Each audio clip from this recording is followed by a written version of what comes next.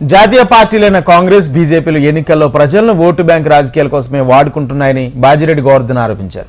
10 ఏళ్లలో తెలంగాణ అభివృద్ధికి అనేక సంక్షేమ పథకాలు చేపట్టిన అసెంబ్లీ ఎన్నికల్లో ఓటమిని పాజిటివ్ గా తీసుకుని ముందుకు వెళుతున్నామన్నారు. ఒకరిద్దరు పార్టీ మారినంత మాత్రాన పెద్ద నష్టమేమీ ఉండదంటున్న నిజామాబాద్ ఎంపీ అభ్యర్థి బాజిరెడ్డి గోవర్ధన్ తో మా ప్రతినిధి Bhupathi face to face. Parliament ఎన్నికల హడావిడి హీటెక్కింది. నిజామాబాద్ పార్లమెంటును మినీ ఇండియాగా పిలుస్తున్న తరుణంలో ఇక్కడ ముగ్గురు అభ్యర్థుల ప్రకటన తర్వాత అభ్యర్థుల ప్రచారాలు కూడా ప్రారంభమైన పరిస్థితి నెలకొంది. బీఆర్ఎస్ అభ్యర్థిగా మాస్ లీడర్ మాజీ ఎమ్మెల్యే బాజిరెడ్డి గోవర్ధన్కు టికెట్ కేటాయించారు. ప్రస్తుతం మనతో ఉన్నారు, ఎన్నికల ప్రచారంలో కొనసాగుతున్నారు. అసలు ఏ విధంగా ఎన్నికల ప్రచారం కొనసాగుతుంది, ప్రజల నుంచి వస్తున్న స్పందన ఏంటి తెలుసుకునే ప్రయత్నం చేద్దాం. సార్ చెప్పండి, ఈసారి ఎంపీగా పోటీ చేస్తున్నారు, దీన్ని ఎట్లా చూస్తారు మీరు? నేను ఫస్ట్ టైం ఎంపీ కంటెస్ట్ చేశాను. గతంలో ఎంపీ ఎలక్షన్స్లో పాల్గొన్నా, ఎలక్షన్లో ప్రచారం చేసిన అభ్యర్థుల గెలుపులో కూడా నేను పూర్తిగా పాలు పంచుకున్నాను. బాలగౌడ్ గారు కానీ, తర్వాత ఆత్మజన్ రెడ్డి కానీ, మధుయాజ్ గౌడ్ కానీ, నేను కాంగ్రెస్ పార్టీలో ఉన్నప్పుడు వాళ్ళ గెలుపు నేను బాగా పూర్తిగా సహకరించాను. చూసినాను నేను, కానీ కంటెస్ట్ మాత్రం ఫస్ట్ టైం చేస్తున్నాను. నేను నాకున్నటువంటి అనుభవంతో ఈ ఎలక్షన్ సునాయాసంగా గెలుస్తానని నమ్మకం నాకుంది. ఎందుకంటే జిల్లాల్లో ఉన్నటువంటి సమస్యల పట్ల నాకు పూర్తిగా అవగాహన ఉంది. జిల్లాలో ప్రజలు ఫేస్ చేసే సమస్యలు ఏంటి, వాటిని ఏ విధంగా పరిష్కారం చేయాలని నాకు బాగా తెలుసు. ఇవాళ నాకున్న ప్లస్ పాయింట్స్ ఏంటంటే అభ్యర్థిగా, బీఆర్ఎస్ పార్టీ అభ్యర్థిగా 7 నియోజకవర్గాలలో దాదాపుగా 3 నియోజకవర్గాలలో బీఆర్ఎస్ పార్టీ ఎమ్మెల్యేస్ ఉన్నారు. నాకు నిజామాబాద్ రూరల్ నుంచి నేను కంటెస్ట్ చేస్తున్నా కాబట్టి ఇది కూడా నాకు సొంత కాన్స్టిట్యున్సీ.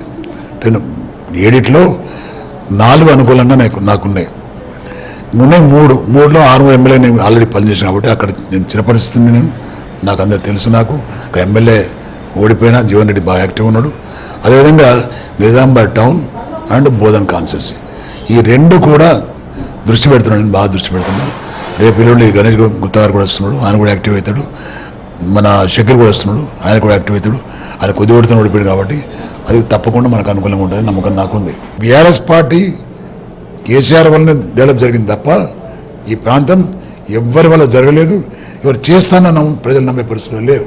9.5 సంవత్సరాలుగా బీఆర్ఎస్ పార్టీలో ఉన్న కేకేతో పాటు సీనియర్ నేతలు కడియం శ్రీగారు వంటి నేతలు కూడా పార్టీ మారుతున్నారు.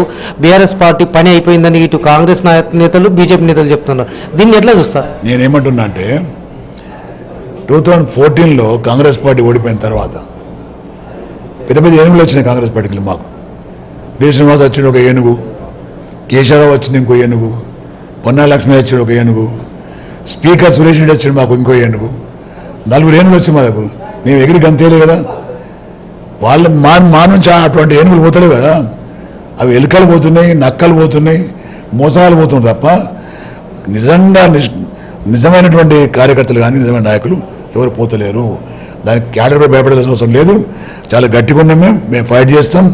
కేసీఆర్ గారి నాయకత్వంలో తప్పకుండా మళ్ళా విజయం సాధిస్తాం. మేము మళ్ళీ 5 ఏళ్లలో మేమేం చేయకుండా పర్లేదు, జనం ఆటోమేటికల్లీ మా పార్టీ ఓటేస్తారు, అధికారం తీసుకొస్తారు. కాంగ్రెస్ నేతల మాటలు చూస్తే దయ్యాలు వేదాలు వెళ్ళినట్టు ఉంటుంది నాకు. 2014 కంటే ముందు చాలా నష్టపోయిన రైతులు. 2014లో కాంగ్రెస్ పార్టీ గవర్నమెంట్ ఉన్నప్పుడు 450 కోట్లు నష్టపరిహారం ఇచ్చేది, ఇవ్వలే వాళ్ళు. కేసీఆర్ గారు ముఖ్యమంత్రి అయిన తర్వాత వచ్చి ఇచ్చిండు అందరికీ రైతులకు.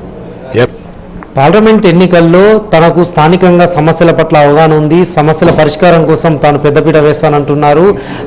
బీజేపీ పార్టీ అదేవిధంగా కాంగ్రెస్ పార్టీ అబద్ధపు హామీలతో ముందుకు వస్తున్నారని కూడా బాజిరెడ్డి గోవర్ధన్ చెప్తున్న పరిస్థితి. కెమెరా పర్సన్ కళ్యాణ్తో భూపతి, HM TV, నిజాం.